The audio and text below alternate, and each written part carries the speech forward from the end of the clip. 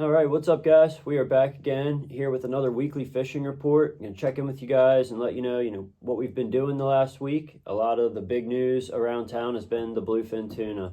We mentioned it last week, but I think the last time we talked to you guys, we were just saying there was whispers that they're out front. We've heard, but now we have confirmed we've caught a few, and a lot of people are starting already. to catch them. I mean, yeah. I don't remember it ever being. Not It's only quite. been the second year. I know. That's the funny thing about it. I was going to talk to you about is I've had people messaging, asking questions, just curious about the fishery in general, the bluefin, and asking, has this happened every year or is this something new?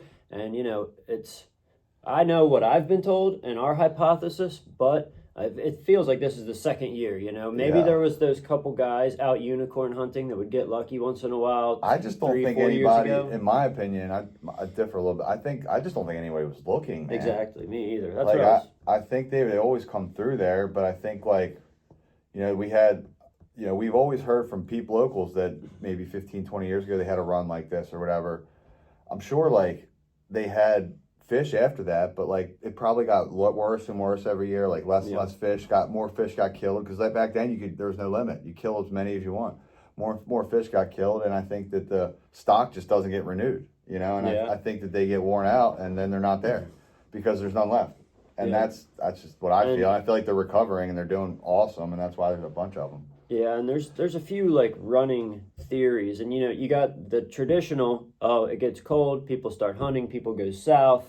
They're not out there looking, so maybe they've always been there. And we have heard in the past of the headboat guys, the sea bass, tog fishermen saying, "Oh, we saw them jumping in and out, moving through though. They never really seemed to stage up long enough for people to target them." And then I have a personal theory, or we've talked about. I also think it's something where Mother Nature's just in a cycle. There's cooling trends, warming trends, El Nino years, currents change, Gulf Stream changes. So, just like we didn't have sheep's head or cobia or red drum and speckled trout 15 years ago in the bay, now we've got all those things in abundance. And it's like bluefin, I think, is just another one that's making that comeback. And I've also heard about in Jersey. I'm not 100% on this, so I don't say it too often, but I heard something about Jersey making it harder for Omega to get the bunker in Menhaden up north. They're not allowed to net within that's what I've miles heard. there. They can net within 3 miles of our coast in Maryland, Virginia, Delaware. Even Delaware, I think, too, yeah. But they're not allowed within 3 miles up there, which I think makes a tremendous. Look at the striper. The striper fishery is the big one because they like being closer to the beach than bluefin do. And I'm sure if you follow along us or any account on social media, you've probably seen in recent years, in the last 2 or 3, not only bluefin, but the striped bass run have been insane. Bunker, schools of bunker washing up in the surf while guys are fishing. That wasn't the case 5-6 years ago, and we know that for a fact. So it does seem like this is pretty much the second year of a bluefin season here in Ocean City. Yeah, and they were out. The mega boats were out front last night again. We saw them to the south. I don't know whether they were moving, but they were definitely steaming offshore, southeast. But they were there. They were right off Assateague. The bunkers showed up in droves last night. Millions and millions. The one day we were out there, we definitely saw what looked to be one of their spotter planes, and they're really unique looking. If it wasn't, I don't know what else it would have been. It almost had to be. It looks like a bush plane that could land in the sand if it needed to. Yeah, it was wild looking. It only holds one person or 2 people. But either way, it's great to see. It was either that or the aliens. We're not sure. Yeah, right. But the bluefin bite, though, has been tremendous. We've been fortunate enough to have a couple good trips in a row, and I actually go out yesterday, and we had a jigging trip, and we didn't come tight. We did catch some skippies, some albacore. Oh yeah. Some giant. I caught the biggest sea bass I've ever caught in my life. I had a jig on there this long. I'm not even kidding you. It was a 400-gram jig, and a sea bass ate it. Oh my gosh. I swear to God. It was a big Jimmy Mambo sea bass. That's awesome. But the tunas are loaded up. People are asking me all the time, "Oh, where'd you catch them?" I tried them. I'm just gonna put this out here again. Just go out there and look. Go the night before. Pull up a map which shows the bottom. The bathymetry, the ups and downs, the hills, the all that stuff, and just pick some spots out. That are in the same contour line of Isle of Wight or the 12 fathom lump. You got the Great Eastern, Twin Rex, Jack Spot area. all that line. Pick some lumps out there, pick some lumps inside of that, the Isle of Wight, Bass Grounds. There's lumps between Isle of Wight and Bass Grounds that are phenomenal. But you don't have to work, just where somebody caught yesterday. These fish are moving. They have tail. I hate, it's so cliche, but they have tails. They're moving. They're not sitting tight, and hanging around waiting for you to get there. So I would recommend, plotting your troll course out. If you're trolling, plot your troll course. If you're jigging, okay, I'm going to stop here. I'm going to start here. This makes the most sense. Then try to plan your troll and ride with the seas. Like, if it's going to be blowing out of the north, start north and troll south all day, vice versa. These are just some little pointers that I feel like it'll make your trip better than feeling like, oh, I got to go to this spot. I got to get to this spot. You don't have to get to that spot. You got to look for life. You got to look for bait, and you got to look for structure. If you got all those three things, you're in the right area. And I do think people overcomplicate it. I mean, yeah, it's nice if you have fresh intel to run out somewhere you know they are, they were caught like that day or the day before. But at the same time, I feel like you have almost as good of odds if you just picked like the Bass Grounds or the Great Gull and just started trolling from there to, like you said, just make a call. Like, I'm going to troll from Great Gull to the African Queen. Right. And in between there, you're going to pass no-name random lumps, other wrecks and spots. Right. And you have almost just as good a chance of seeing them on that troll as you would, if we got intel they were at Fenwick Shoal or east of Fenwick Shoal the day before and went there and trolled. I mean, how many times we've chased these bluefin in the wintertime where, such and such got them here the day before, and then you go there the next day and they're gone. Yeah, or just like Wednesday's trip, people got them the day before. We ran out there. People were getting them that morning, pretty much next to us. We were not getting bit. We were marking them, not getting bit.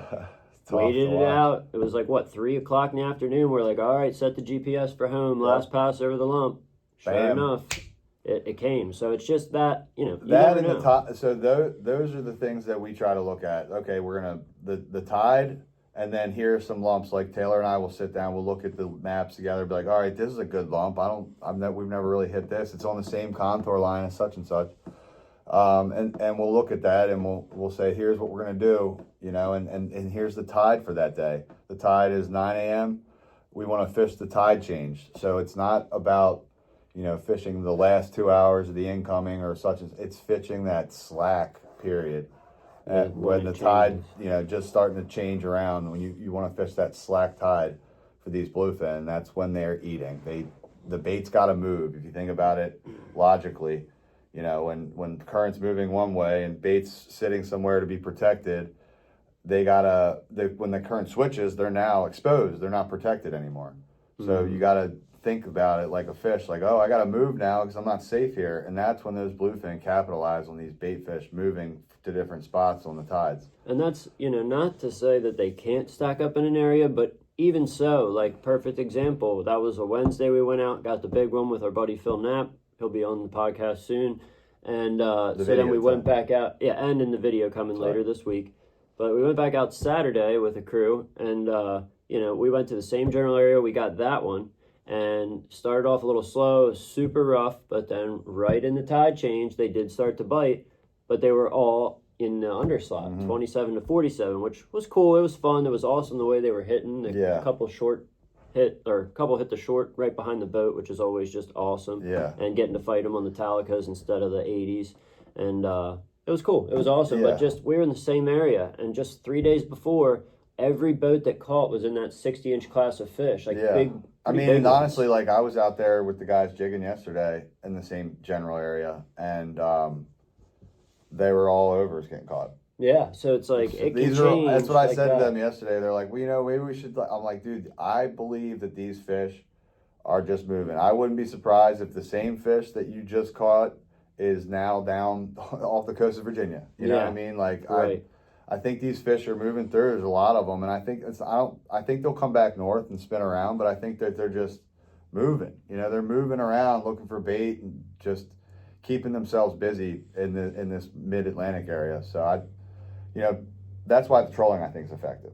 Covering ground. Yeah, especially here. I don't think they're super, super thick yet. I think that they're still, like you said, I don't think they're really set up on any lumps right now. I think they're kind of moving through. And that's another thing, like he was just saying, we know they migrate north to south, but that's not to say that they can't, work from Cape May or somewhere all the way to Chincoteague, and then might turn around and come back as far north as Indian River, and then head back down to as far south as the tunnel, and then come back to Ocean City. I mean, I'm sure they zip up and down the line there. I'm sure, like, wherever there's, like, good current edges or, like, good bait edges, like, they're probably just cruising those contour lines back and forth. I don't know. That's just my guess. We're still figuring it out, but I probably never will. That's why I love the fish, because it's like golf. It's like you can always improve. Yeah, it's true, and especially with these bluefin. I mean, you guys have caught them before. It's not like it was your first one ever last year, but this fishery of having them close to the beach and just behave the way they do. I mean, even you guys have said it feels a little different than when you catch them in the summer months or the spring. It does feel different. It's just a different fishery, and I don't know if it's the water temperature. It just feels like it's hard when you're just like, I don't know. I'll show you guys these. I think I posted a couple of the videos of the marks, but when you're marking these types of amounts of fish, and you're not getting bit, it just doesn't make sense. It's not normal. Like that doesn't happen in the summertime. Like when you have those marks in the summer, you're like, oh, watch the rod. Yeah, everybody watch the rods. Like you're about to get bit. But I mean, these fish are just, I think, so keyed in on the bait, and I think there's such a plethora of different bait migrating. I think that it's a smorgasbord of live bait. On any given day, they're eating something different. And right now, there's so much around. There was some that had weak fish in their stomachs. Trout, bluefish, stripers, they'll eat anything. They don't care. And the other day on Saturday was almost the closest I've seen to where you were marking them, and like you could say, watch the rod. And yes. I mean, the one that was good fishing, bite, man. we literally watched it happen. We honestly, we could have stayed there all day and caught those unders. I mean, and it felt like we could have probably jigged them that day, the way they were feeding and that day, up. honestly, it felt better than yesterday. It was so rough, though, and we only had 2 spinning setups, and those guys didn't care whether we jigged or trolled, so we just stuck to what's been effective, which I think was it was rough as piss, and anybody knows trying to jigging when it's rough as piss, it sucks. So. Unless you got a gyro, you're going to be all over the place. But, sometimes they bite when it's rough. They were chewing that morning, so. They bit yesterday. We just weren't... trolling. Weren't presenting the baits. I think it was probably more like the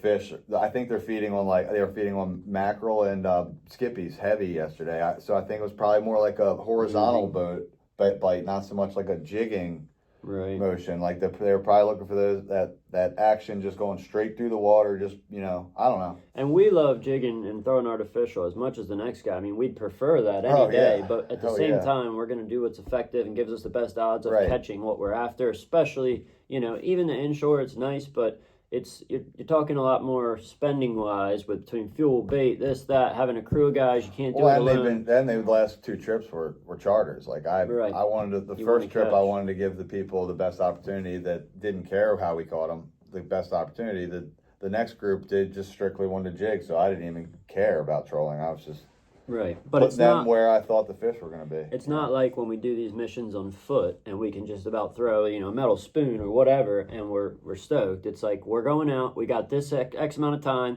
these people spend X amount of dollars and only have this amount of time, so we're doing whatever gets us the best odds to catch. But with that being said, you get into the artificial and you got jigging with big metal jigs, you got this top water and big hard plastic baits, you got the Nilbin style like stick baits almost, and there's a lot of different ways you can present to the tuna, even with those artificials on the spin. So, and we haven't, that was the first jigging trip this year. So we'll have to see what there's no trend going, there's not like guys are like, oh, we're sticking them on the jigs, or we're sticking them on the Nilbins. There was like some rumors of some people that were getting them on the jig around here, but the Tylers proved to me, told me yesterday that they found out that was all. Yeah, I mean, true, so. We'll know when it's time. Yeah. As much as we're out there. So, just to recap, the bluefin are out there. Get out there if you're trying to. Don't worry about. Okay, so here's what I'm gonna tell you: put a blue and white out, put a redheaded slut out, put a purple and black out, and put a white or a red or a pink out, white and pink out, and run with that on 4 rods. That's all you need. Run them back. Run the far ones back 200 yards. Run the close ones back 100 yards. And troll up and down structure between, I would say, 30 to 100 foot. Try to stay in that 30 to 100 foot area and work the life, the bait, and the structure. That is going to be, you're going to have a good of chance as anybody else that's not doing this every day out here at catching one. That's our advice. But they're out here. Go out for them, and really, we don't have a lot to report on other than the bluefin this week. I mean, we did pick up. There's still scattered fish. I mean, there was bluefish out there on the birds right outside the inlet last night. We got bit. We had big lures on, but we were getting bit by the bluefish. They were biting our crap off. But there's bluefish under the birds out there. There's no stripers around. No migratory stripers out there yet. I did see one boat. A guy, Steve, did when they were out looking for bluefin. They were marking something, and they dropped the jig down, and they got 2 striper. That was it, and that was the only ones they found. He said it was almost pure luck. They were like making sure it wasn't bluefin. So that's the first I've heard of anything close to migratory. They weren't far off the beach, so it's hard to say for certain if they were like coming from Jersey. But how big typically were they were big. They're 35 inches or so. So I mean, it did seem like the typical migratory, but this was super early for them. I mean, yeah, a lot of times too, those ones that will start now migrating that are 35-ish inches, they'll come out of the estuaries and just kind of hang. Yeah, and they only could get those 2. They didn't get any more. They never saw any more. But he just said they had good marks. Dropped jigs. Historically, this is the time they used to show up. I mean, I'm sure we caught it at the end of November last year. First. So. Oh yeah, right. We started looking like around this time or November 10th-ish. Yeah, middle of November. Yeah. But yeah, we didn't start catching them till a little later. But we'll be. I think we need probably like 2 or 3 more cold fronts for those stripers to get thicker. Sounds about right to me. Like by Thanksgiving, hopefully. Yeah. But something to keep an eye on. They are still catching them in here at the bridge, and weak fish, red drum. They are still lurking. The reds are still down there too, where we were. They've still been down there. We haven't had an opportunity to go, but it seems like everything's still. Still trending in the right direction. Roy Rigg, he got a bunch of reds in the inlet this week, last week. Big Bird and Nature Boy. Yeah. And then the bluefish are still around, like he just said. We did see some black drum in the mix, which was interesting. Gunther and Sons had a huge one. He was out at a wreck, I think, jigging for flounder or I think we actually marked them yesterday. Like we were right outside the inlet under these birds, and we marked some things that were huge. We thought they were tunas, but we dropped down. We didn't get them to eat. It's like we saw that. We're like, well, maybe some big drummer coming black. Through. Yeah. But the reds probably would have eaten the jigs, So we thought probably could have been black drum. I don't know. It's interesting to see nonetheless. But as it continues getting colder here, we'll probably see the sheep's head and other species, the bluefish, anything that likes the warmer water will slowly dissipate. The red drum and trout or weak fish is hard to say. I know guys did catch a couple random ones in the inlet last year around Thanksgiving. Yeah, I mean, I know like down in my area, like you get later, like early mid-November, you'll start seeing all the mass exodus of trout, but you'll still have those big gators around. And it depends too, we've had a mild last couple winters. If it's another mild winter, they might stick around till Christmas. Yeah, I've never, the latest I've got them here is November, but it doesn't mean you can't get them later, Right, well, I was surprised last year to see those reds that got caught around Thanksgiving in the inlet. Dude, well, that guy I talked to down in Chincoteague, my buddy Ermi, he gets them in December down there. That's right, you were saying I swear to God, he sent me the picture of him holding it in December. But I was shocked. The water was still pretty warm, Like the water now in December is in the mid 50s, so the reds can tolerate that. Yeah, true. Especially the little ones. They don't mind. They don't mind the cooler water. The bigger ones are more sensitive. Right.